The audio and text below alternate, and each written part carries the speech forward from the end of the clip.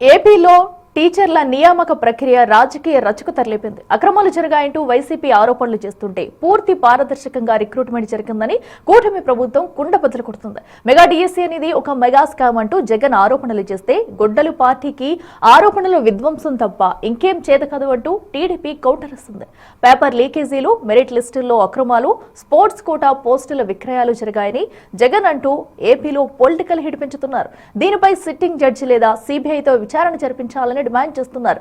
ఈ వ్యవహారానికి బాధ్యత వహిస్తూ విద్యాశాఖ మంత్రి లోకేష్ రాజీనామా చేయాలంటూ డిమాండ్ చేస్తుంది వైసీపీ.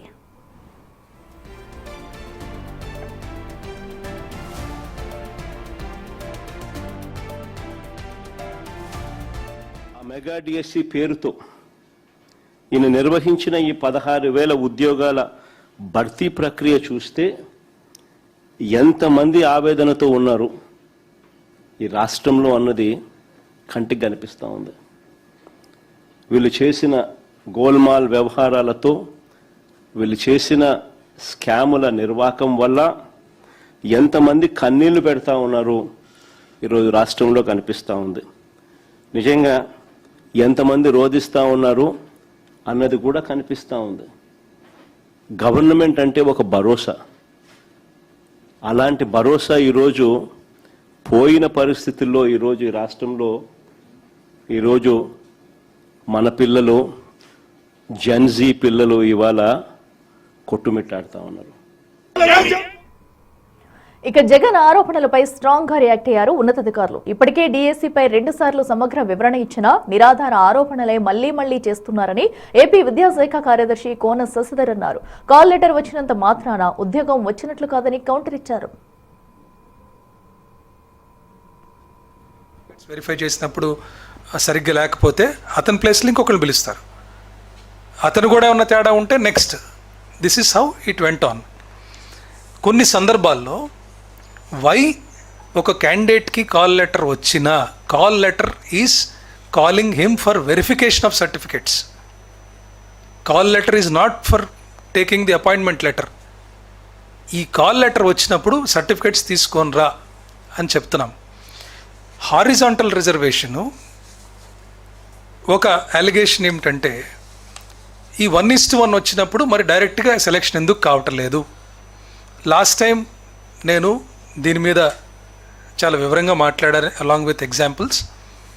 మరొకసారి for the benefit of the general public I would like to explain that horizontal అనేది డైరెక్ట్గా ఫిక్స్ చేయటం కుదరదు. It is a dynamic thing. ఒకప్పుడు ఫిక్స్ చేసేసి డైరెక్ట్గా చెప్పేయచ్చు. బట్ ఇప్పుడు ఈ సిస్టంలో హారిజాంటల్ రిజర్వేషన్ అంటేనే అది it is a dynamic thing. For example ఏకాంబరమే తీసుకుందాం.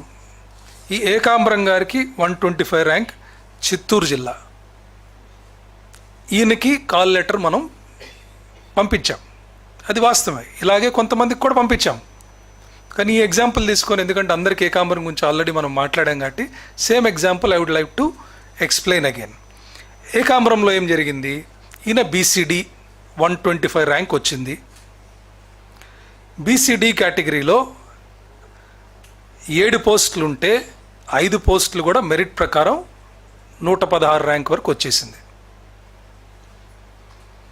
ఈయన నెక్స్ట్ 125 ర్యాంక్ కాబట్టి ఎక్స్పెక్ట్ చేయడంలో తప్పులేదు. కానీ ఏం జరిగింది?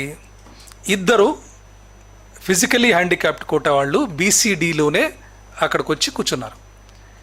వీళ్ళు ఎందుకు వచ్చారు అనే దాని గురించి లెట్ us అండర్స్టాండ్. ఒకటి, బుసిరెడ్డి రవి అనే ఓసీ క్యాండిడేట్. ఆయన ఫిజికలీ హ్యాండిక్యాప్డ్ కింద అప్లై చేసి ర్యాంక్ వచ్చి ఓసీలో కాల్ లెటర్ వచ్చింది ఆయనకి. కానీ ఆయన వచ్చిన తర్వాత మెడికల్ బోర్డులో డిస్క్వాలిఫై అయ్యాడు. ఆయన డిస్క్వాలిఫై అయినప్పుడు మరి నెక్స్ట్ ఎవరున్నారని చూస్తాం కదా. హారిజాంటల్ రిజర్వేషన్ అంటే నెక్స్ట్ ఎవరుంటే వాళ్ళని తీసుకెళ్ళి కూర్చోబెట్టాలి. నెక్స్ట్ బీసీడీ ఉంటే బీసీడీలో కూర్చోబెట్టాలి. ఈ బుసిరెడ్డి రవితో పాటు ఇంకొక ఆయన లక్ష్మణుడు ఎస్సీ కేటగిరీ. ఈయనకి కూడా 108 ర్యాంక్ వచ్చింది ఎస్సీ కేటగిరీలో. ఈయన కూడా ఫిజికలీ హ్యాండిక్యాప్డ్ కింద ఎస్సీ కేటగిరీ కింద వచ్చి మళ్ళా మెడికల్ బోర్డులో డిస్క్వాలిఫై అయ్యాడు. సో ఇక్కడ బుసిరెడ్డి రవి డిస్క్వాలిఫై అయ్యాడు, లక్ష్మణుడు disqualified.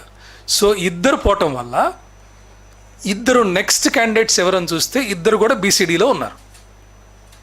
That is something we cannot predict.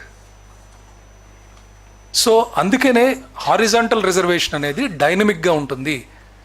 We cannot say certificate verification పిలిచినప్పుడు వాళ్ళకి ఖచ్చితంగా సెలెక్షన్ అవుతుంది అని చెప్పలేము. కాబట్టే చాలా క్లియర్గా ముందుగానే కాల్ లెటర్లో call is for calling candidate for verification, ఇది పిలిచినంత మాత్రాన రాదు అనేది చాలా క్లియర్గా మనం బోల్డ్ లెటర్స్లో పెట్టాం. కాబట్టి మరొక్కసారి అందరికీ ఈ పాయింట్ని I would like to explain.